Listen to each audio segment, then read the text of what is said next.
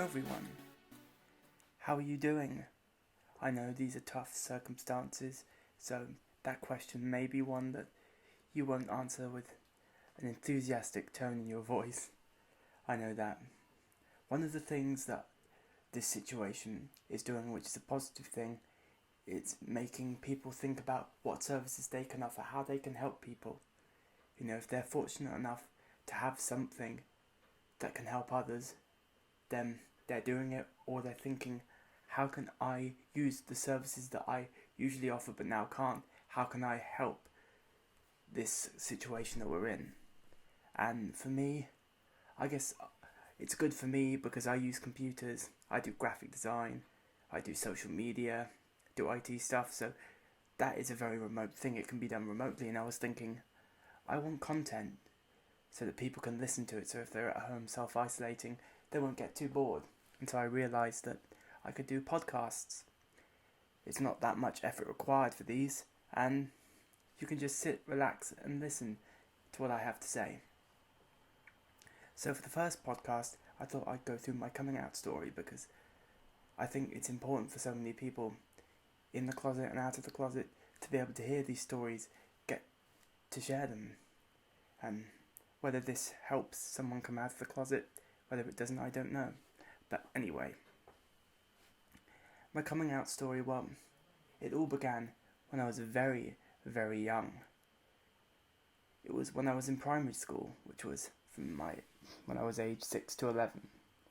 So, you know how you get those cute crushes in primary school?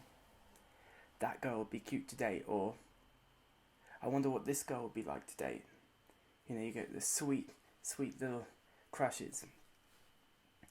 Occasionally, I would see guys in primary school and I would think, I wonder what that guy would be like to kiss, what that guy would be like to date. And I never really thought much of it. You know, when I entered secondary school, the first year to year and a half was pretty much the same. You know, suddenly, the feelings towards dating a guy got almost as high as with a woman, and at that point I had no idea what it meant. I hadn't experienced it, no one had told me. You know, in our sex education classes, we weren't taught this.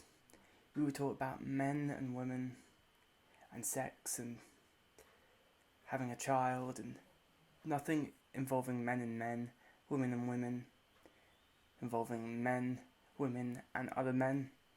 No, it was just men and women. And so, I didn't know what this meant. And upon looking to society, because I was a little curious, I don't know exactly how it happened, you know, like TV, seeing what was happening in the news, reading about it online, I began to realise that this was something that wasn't small. This wasn't something that wasn't like, you don't need to worry about it, in kind of the sense that you don't really need to think about it that much. I realised actually it's a big topic, it's a big topic, and there was lots of negatives and I got really scared. As usual, I focused on those negatives. I didn't see the positives, whatever there were back then. You know, I thought I would be condemned by society, punished, unable to have children, get married, and that made me push my feelings towards men under a rock, and I thought I'd never see them again. Around a few months later, I started hitting puberty, and that meant all kinds of things were happening to my body, especially ones in the south region, changes I was having to get used to. And whilst that was happening, the thoughts of men were constantly on my mind. I'd hidden my feelings under a rock. Do I go to that rock? Do I take a peek inside? Surely one look won't hurt, will it? And no matter what I did, I couldn't escape it. And I looked under that rock. After a while, it became a regular occurrence. No one had to know what was going on. Funnily, I did it so much that the anxiety sort of started to go away, as I was adamant I would get married, have kids with a woman, and this would not change a thing. And it just became like a routine to me. I would just think about men a few times, do what every adult man does, and that would be it. After around 2 years, I had begun to acknowledge that I had feelings for men, and I came out as bisexual to a few of my young friends, as I knew they would be cool with it, which they were. I guess I'd gotten to that stage where I knew these people were young, they would understand, and I was at that stage where I could admit to myself it would be that, that I had those feelings. And when I told them this, I made sure to mention that I was more attracted to a woman than a man. And the next year, that was the year the horrific Orlando attack happened. Seeing the outpour of kindness and support from so many around the LGBTQ plus community made me feel so close to that community, so close that I realised I would be shunned by less people than the amount of people that loved me for who I was. And that prompted me to go public with my bisexuality. I remember the post that I wrote was, after today's shocking events, I understand some people might be ashamed of who they are in fear of being killed for it. Don't be ashamed of who you are. Those terrorists are the ones who have the problems, not you. I'm not afraid of who I am, and to prove it, I'm bisexual and I'm happy with who I am. I don't care what others think there. Now everyone knows.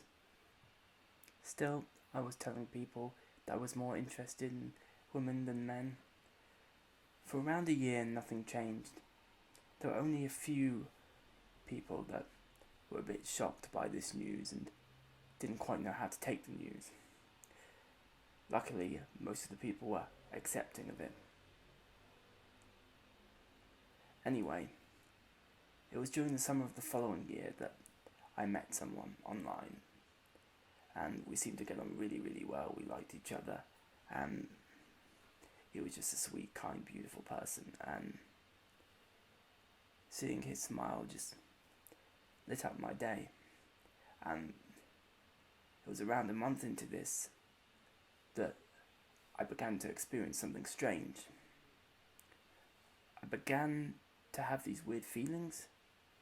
I didn't know what they were, and I was looking at this guy another day, shortly afterwards, and I was thinking, this guy is everything I would want in a relationship. Wow, this guy's so sweet, he's so kind, his soul is amazing, and being with him would complete me like no one ever has. And I was still a bit confused by the feelings going on, and I was thinking, hang on a second, I'm supposed to be hating these feelings, I'm supposed to have hate inside for this. And then suddenly the mist of uncertainty hovering over my thoughts towards men lifted, and I began pulling every negative thought out of my bag. I won't be able to get married. Hang on a second, I can get married. What about having kids? Well, if I wanted to, I can adopt. What about all the negativity? People saying that I'm going to hell, it's not right, it's disgusting, it's sick. Well, come on, you don't walk down the street and every single person you pass by has a certificate over their heads. Whether you should listen to them, saying, listen to me, I'm authorized, and others saying, nope, I'm not, sadly, don't listen to me. They don't do that. They don't have that. So you have to look at things morally. Is it morally right? Is it morally wrong? And what's morally wrong about being in a relationship with a man? Getting married to a man, having kids with a man? There's nothing.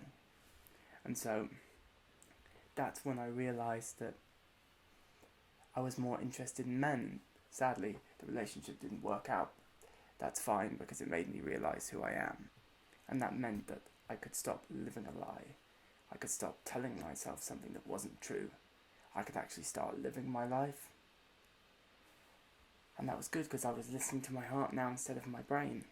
And I still have some feelings towards women there, but they're not enough for a relationship, which is why I'm more interested in a relationship with a man. But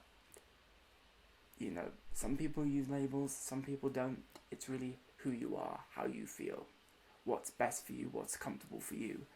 And I don't think anyone should be telling you who you are and how you feel. That is not up to them. There are certain things that people can help you with, that can help you understand, but the main thing is it's coming from you. Anyway, that's my coming out story. I hope you enjoyed it.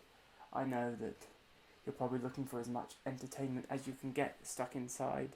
I haven't been out in ages. I mean, I've been out shopping, little trips there, been to work. I went for a run a week ago. I think even more than a week ago, I went for a run. I went to the park and I saw how busy it was, so I swerved and I came back. So yeah, strange times, but I think we have to do what we can to support each other. Keep positive, because that's the only way you're going to get out of it. With positivity and kindness. So if you have something that you think is good that can be shared around, then please do share it.